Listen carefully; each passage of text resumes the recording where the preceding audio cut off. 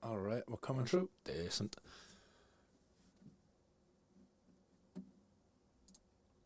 And boom, there we go. And just on time.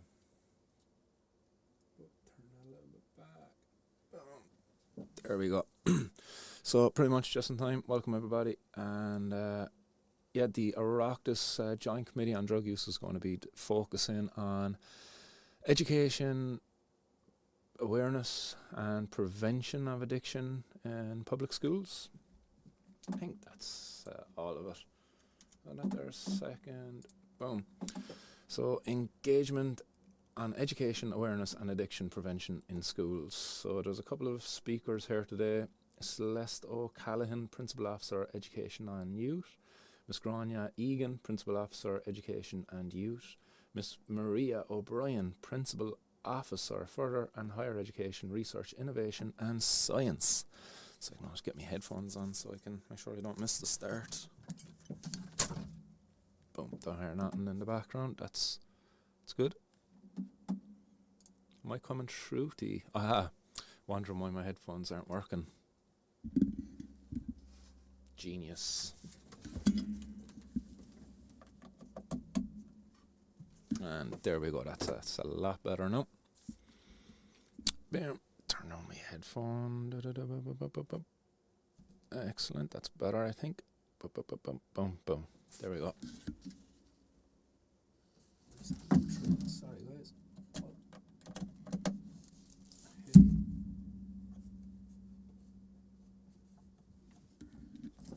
Totally not like me missing the hole. Or putting it in the wrong hole. Hey. So right back to introducing the speakers. We have Mr. Rob O'Toole, Principal Officer, Further and Higher Education, Research, Innovation and Science. Miss Rachel O'Connor, Deputy Director, National Association of Principals and Deputy Principals. So these are principals from schools. Right, Dr. Sarah Craig, Director of Health Information and Evidence Health Research Board. Never heard of that lady before. Miss Brian Galvin, Programme Manager for Drug and Alcohol Research, HRB Evidence Centre Health Research Board.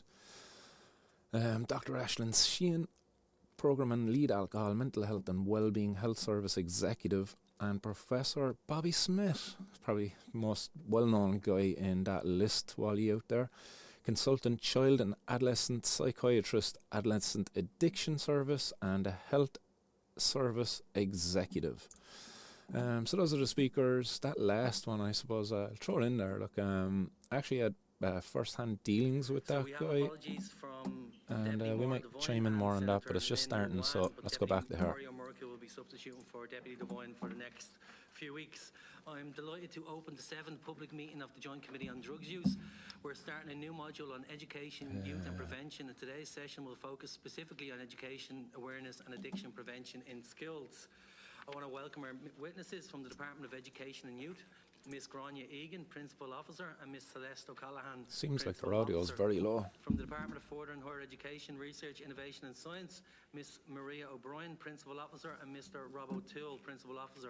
From the National Associations of Principals and Deputy Principals, Ms. Rachel O'Connor, Deputy Director, and from the Health Research Board, Dr. Sarah Craig, Director of Health Information and Evidence, and Mr. Brian Gavin, Programme Manager for Drug and Alcohol Research. And from the Health Services Executive, we have Dr. Aisling Sheehan, Programme Lead for Alcohol, Mental Health and Wellbeing, and Professor Bobby Smyth, Consultant Child and Adolescent Psychiatrist in Adolescent Addiction. You're all very welcome. Before we begin, a note on privilege. All witnesses and members are reminded of the long-standing parliamentary practice that you should not criticise or make charges against any person or entity by name or in such a way as to make him or her identifiable or otherwise engage in speech that might be regarded as damaging to the good name of the person or entity.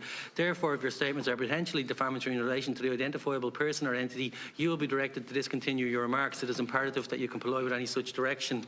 I would also like to remind members of the constitutional requirement that in order to participate in public meetings, members must be physically present within the confines of Leinster House complex. Members of the committee attending remotely must do so from within the precincts of Leinster House. This is due to the constitutional requirement that in order to participate in public meetings, members must be physically present within the confines of the place where the Parliament is chosen to sit. In this regard, I would ask any member to partake in via Microsoft Teams that prior to making their contribution to the meeting that you confirm that you are on the grounds of the Leinster House campus.